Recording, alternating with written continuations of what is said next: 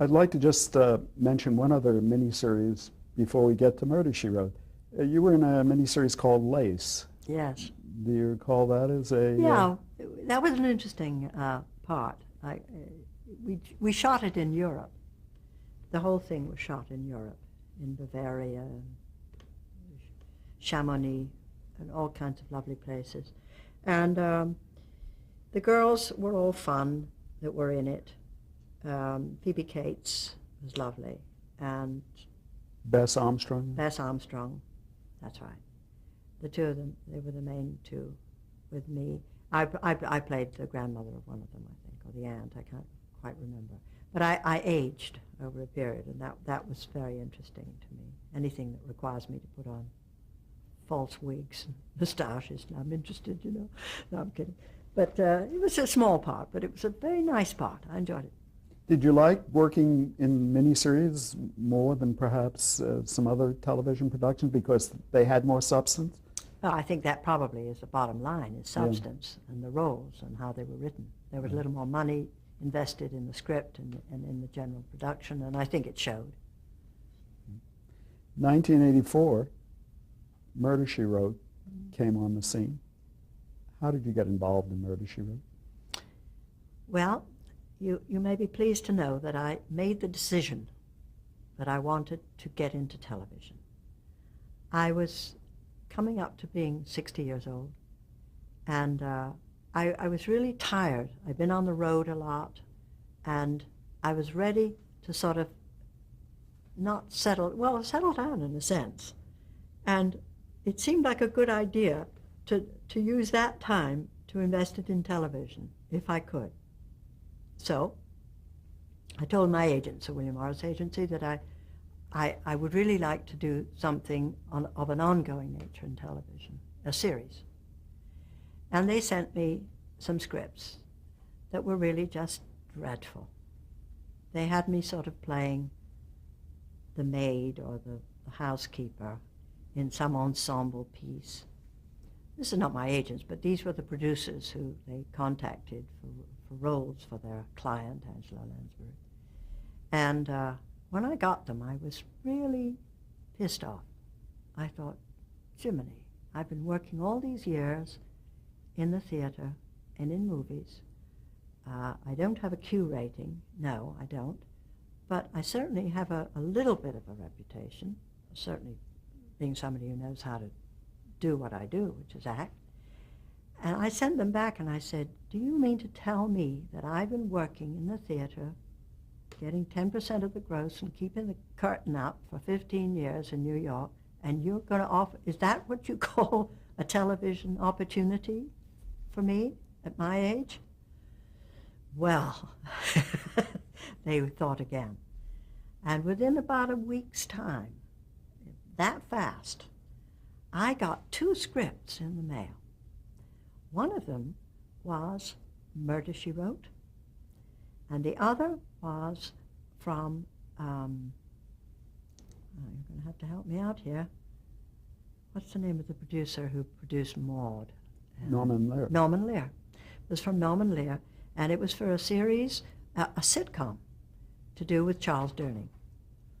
I read them both, and I really didn't know what to make, except that I thought that the Murder, She Wrote idea was interesting because it was a woman who was a sleuth. She was a detective, and she was a kind of a plain, ordinary country woman who was widowed and who took up writing, and she wrote mystery stories, and in the course of her daily life, she suddenly took up sleuthing.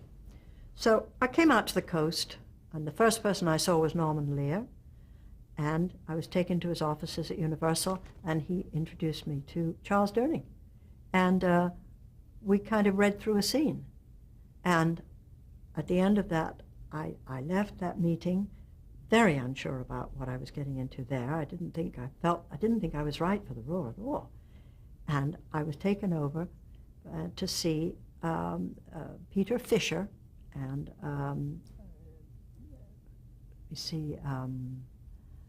Harvey Shepard.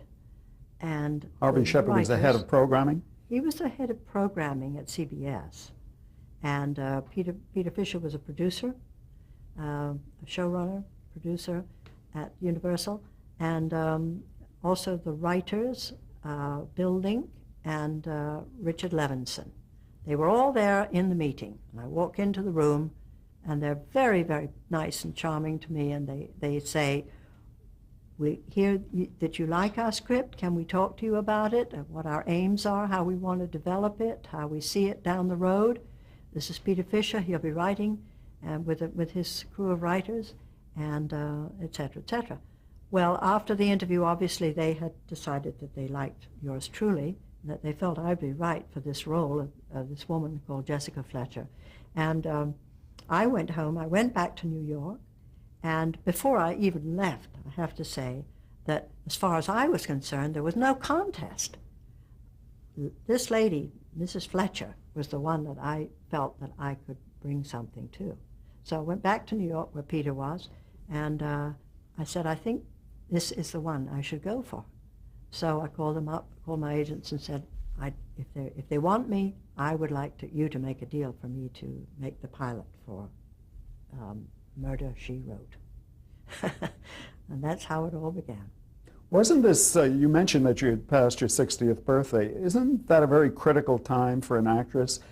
Broadway, television, motion pictures are not notably kind to middle-aged actresses. They're much kinder to middle-aged actors than actresses. Oh, absolutely. Yeah. No. But I've never thought in terms of age where I was concerned. I never allowed it to interfere with any aims or any ambition I had to do a certain thing. I just didn't, to this day, I really don't, you know.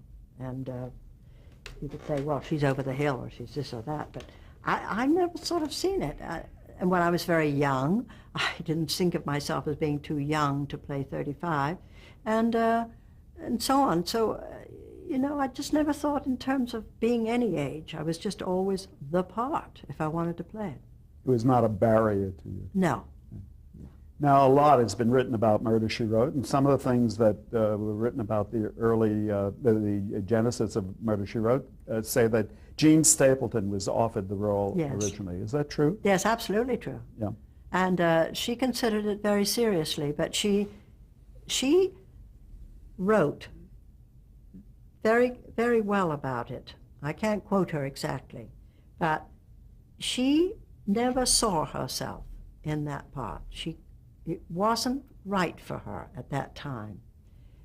I believe her husband had died. Yes, that's what I had heard. Yeah, and she just wasn't ready to immerse herself in this big job of work. And she was nice enough to say that she felt that they made a very good choice with me. And she seconded it, and thank goodness, bless her heart, that she gave it up, because otherwise I never would have had the opportunity. I can't imagine ever finding a role that was more fitting for me to take on at that age, at that time of my life.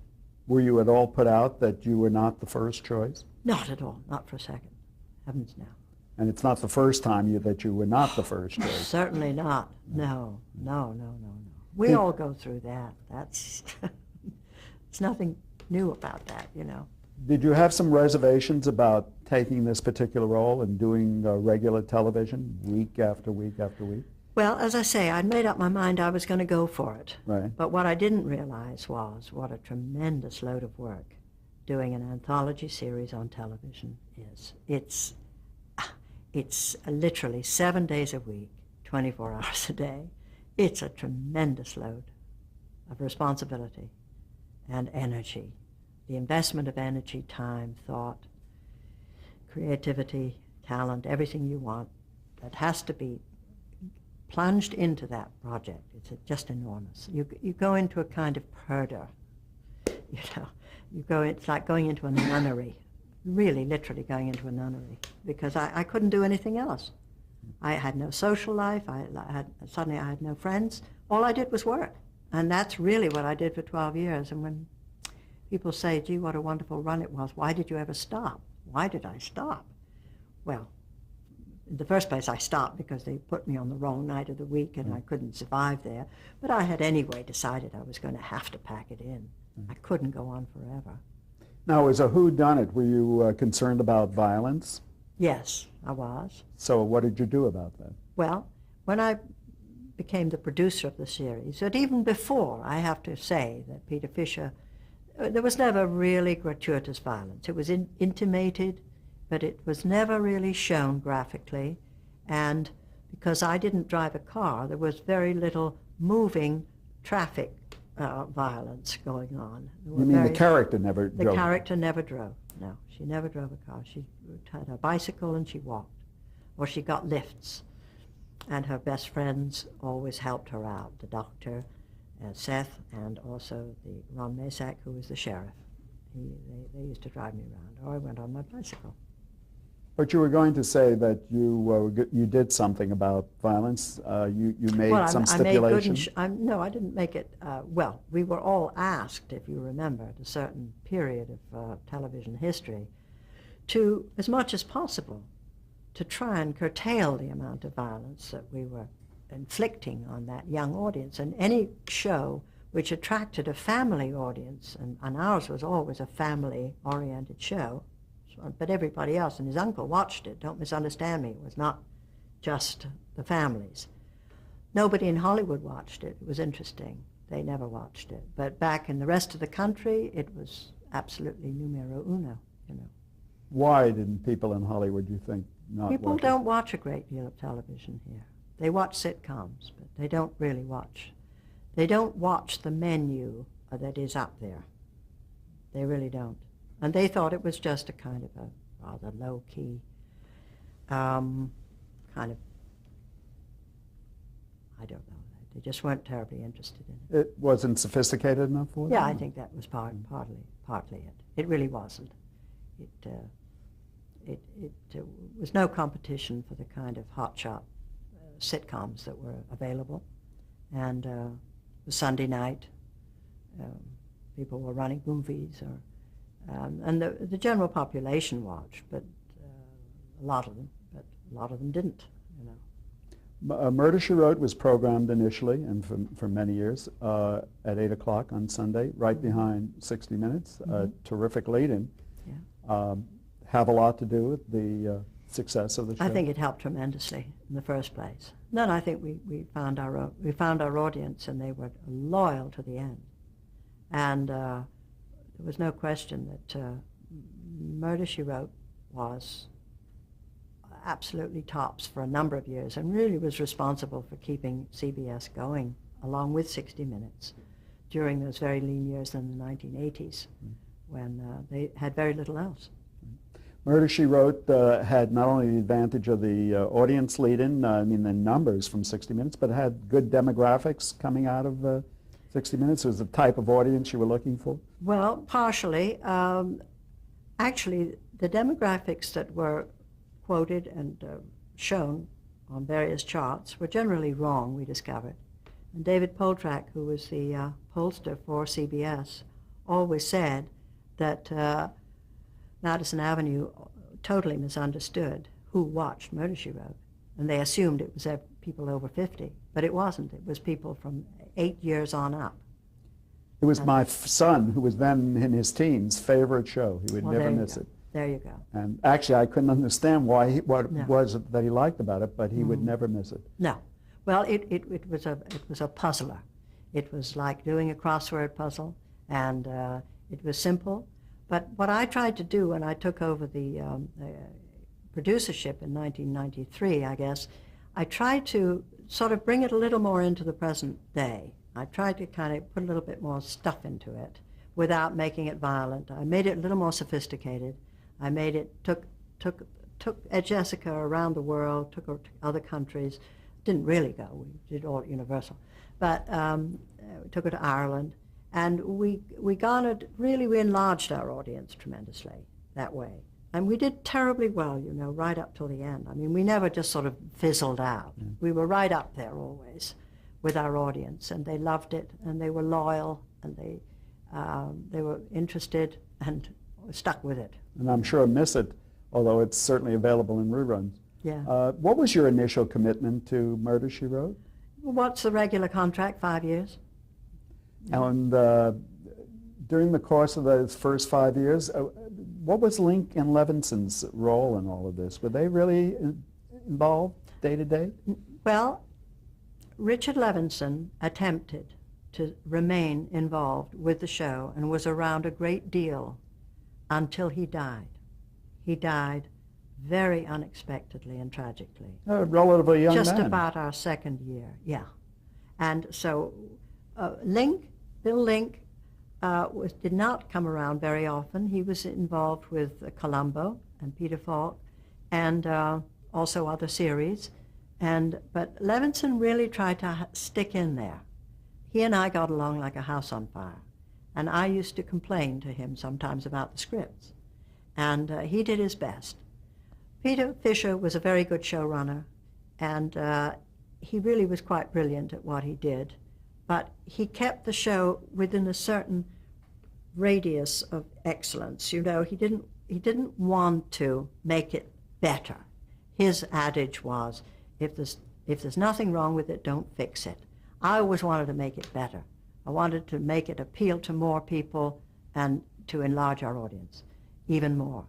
But I was unable to do that until I got on board, and he resigned after 7 years. He said, I've scraped the bottom of the barrel. I can't come up with another idea. Let me tell you, writing those scripts is not the easiest thing in the world. It's a very, very tough thing to write an hour show. A closed-end mystery is no easy matter. 2-hour closed-end mystery is even harder. Let me just ask you briefly about some of the people you worked with. First, some of the people in the cast, the regulars in the cast. Tom Bosley was a regular? Tom Bosley was the first sheriff. Ron Masak was the second sheriff. William Wyndham, my dear friend, played Seth Hazlitt, the doctor, my good friend in the series. Those were the only ones who were always. Claude Aiken. Claude Aiken, briefly. Yeah. Briefly. Now, were these people you worked with previously, for the most part? And had you worked with Tom Bosley previously? No. Actually, yes. We were in a movie together with Peter Sellers. And Tom was very interesting as the sheriff, and certainly launched the show off with me wonderfully well. In fact, I think one of the most underrated parts of television production, motion picture production, is the casting. It's crucial, isn't it? Absolutely. Getting the right people to play the parts. Yes, absolutely. And this is so evident in today.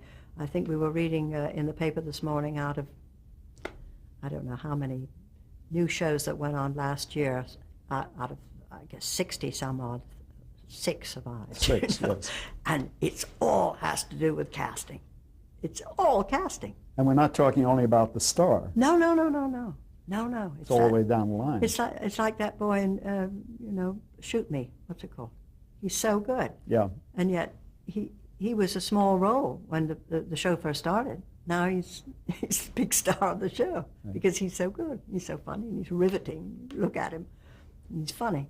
Did you work with a regular group of directors? Yes, I did. Who were some of them? Well, Walter Grauman was one. Vincent McAvity. My favorite director was my son Anthony Shaw, and he did some of the great shows that we did during the last 5 years. He came on board really he worked for Peter Fisher, so he got his first chance with Peter Fisher about 1987. And he worked right through with me to the very, very end, and I loved working with him. He's an awfully good director. But Vince and Walter, and there were many others whose names I can't remember, because for the last 5 years I worked with 3 directors only, and they were Vince, Walter, and Anthony.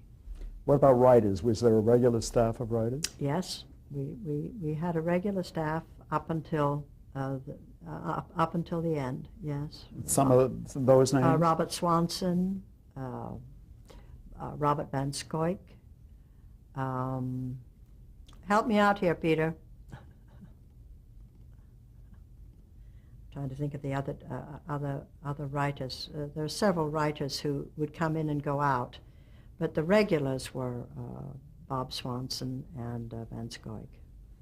And of course, also again, crucial to the success of a series. Mm-hmm. What happened at the Oh, end? absolutely. Yeah. Oh, the person I'm forgetting, of course, is my brother Bruce, who was really our showrunner and writer, editor, and writer of many of our shows at the end during the last 5 years. He had a long career prior to that. Oh, yes. He'd been vice president of Paramount Television and also at CBS, VP of CBS, and did Mission Impossible, The Wonder Woman. You know, he'd done a tremendous amount of television, and he absolutely helped us enormously when Peter Fisher left. Before Peter Fisher left, at the end of your 5-year contract, what happened then? Were you going to leave the series? Yes, I was. Yes, absolutely. I almost left the series at the beginning. I said, I can't work this way. I'm exhausted, you know. And that was when we went from a 7-day shoot to an 8-day shoot, which many of the other anthology series followed suit. Universal Studios had a fit. They said, we can't do that. It's not done. You shoot an hour show in 7 days. I said, well, I can't do it. And I'll get a doctor's certificate to attest that I can't. I just simply can't do it. So they gave me the 8 days. But at the end of the 5 years? But at the end of 5 years, I got to tell you, as an actress, I was ready to throw in the sponge. But as I've always said, you know, when you're involved in a very, very successful show, which is really riding the crest, you can't walk away. It's very, very hard. And I wasn't about to walk away. But I didn't. But I managed to, I was very well represented by my agents and by my son David. And they made a deal which made it much more worthwhile for me to continue. And I had a sort of a dream deal, and I continued. What was the key element in this dream deal? Well, money was very, very, very important, let's face it. And that was about it, really. We just had to shoot 8 days. I mean, there were no other perks other than that. Did the deal offer you creative input? Not after 5 years, no. Certainly did not. I always think that people in your position heading a series, I don't know how many people were involved in that production, but their livelihood depends on you.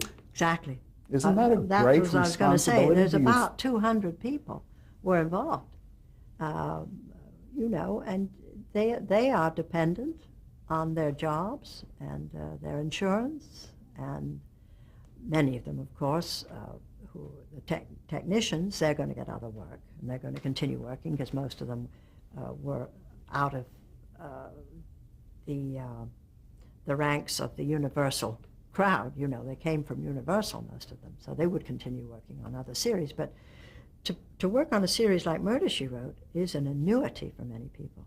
It sent a lot of kids through college, you know, and a lot of kids were born, grew up, and we all knew each other. We had wonderful Christmas parties, and every opportunity we would celebrate. I used to come on the set on a Monday morning. I'd say, we're number 1, we're number 2, we're number 3. You know, it was such a given. We were so successful. It was an incredible experience. Do you feel that responsibility all the time? Oh yeah, of course I do. I do. So you have the added responsibility of keeping yourself in good health. Oh, that goes without saying. That's been one of my prime interests, has been learning how to keep myself in shape. What do you do? And what have anything and everything to keep you exercise putting regularly? one foot in front of the other. Well, I exercise. I have an exercise bicycle. I've had a lot of problems with my knee, so I can't walk a tremendous amount.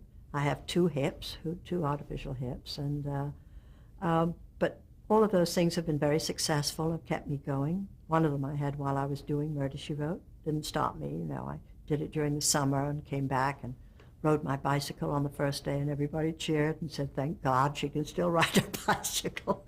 And I've just kept going ever since. How did it come to be that you became involved in the production of the series? I'll tell you why, because interestingly enough, when Peter Fisher left the series, we had to find a new producer, and we did. we had a new producer, and somebody's got to help me out and remind me of his name. I think I have it in my I think you my do. notes somewhere. See if you can see it there. It's a funny, strange name. He didn't stay very long, David? did he? No. What? Mosinger. Yeah, Yes. Mosinger. David? Yes. David Mosinger. He came on board, and I always remember the first day he came to see me, and we sat in this room, and we talked about Murder, She Wrote. And we talked about how I wanted to get Jessica Fletcher out of Cabot Cove. I wanted to get her to New York. I wanted to open up her horizon. Every show had always started out in Cabot Cove. And I said, for the new shows that we're going to do together, you and I, David, let us think about this woman going out into the world. Let us make these stories more interesting. Let her have a pad in New York. Let her have a small apartment. So we did this. And the year that David worked with us, which was, I think, 1991, it would have been 91 or 92. 1991, I believe it's correct. 1991, yes. We took Jessica and put her in this terrific apartment. We designed the apartment. Hub Braden, the designer, devised this very charming apartment, very eclectic, full of stuff, and Jessica in New York. But it was sophisticated because she'd become a sophisticated woman. She was a celebrated authoress. She was no longer the country bumpkin. She dressed well, but she was still Jessica, you know. She was herself. So it was lovely, so we started off. But we immediately had problems with the kind of stories that he hoped that he could talk me into doing. Stories that I just didn't feel they were in keeping with the woman that I was playing. There were kind of stories involved. They were a bit soap-sudsy, I felt, and they just didn't have the quality, the literary quality that I wanted for the scripts to have. So we went 1 year. We did some good shows during that period. I won't say we didn't. We had a couple of great writers working with us. Straczynski was one of them, and Michael Straczynski. He was a very good writer. Went on to do another series, left us. But we did a few good shows with some good writers. But in the main, I was in a continual state of worry and flux about it. I thought, I've got to get my hands on these story ideas and scripts. I want to. So my son said to me, well, Mom, why don't you produce the show yourself? If you're so interested, you're so excited about this prospect of enlarging the life of Jessica Fletcher, do it. You know, go for it. So I said, all right. So in 1992, I took it over, that next season. And I asked my brother Bruce to come on board. I said, come with us, help us. Well, this is a family business. We're all in it together. We need your expertise. We need your taste, your selectivity, and we need your knowledge of the business, of this kind of writing, because he'd done so much of it. So I talked with Bill Link. We sat down. We had long conversations about how we could go, what we could do to make the show different. Could we make it an open-end mystery? Did we have to have a murder? He said, no, you don't have to have a murder. You can just do a mystery if you want to. And we said, well, isn't this exciting? You know, but of course we never did quite do that because this is Murder, She Wrote. We must pause here. I'm sorry. Okay.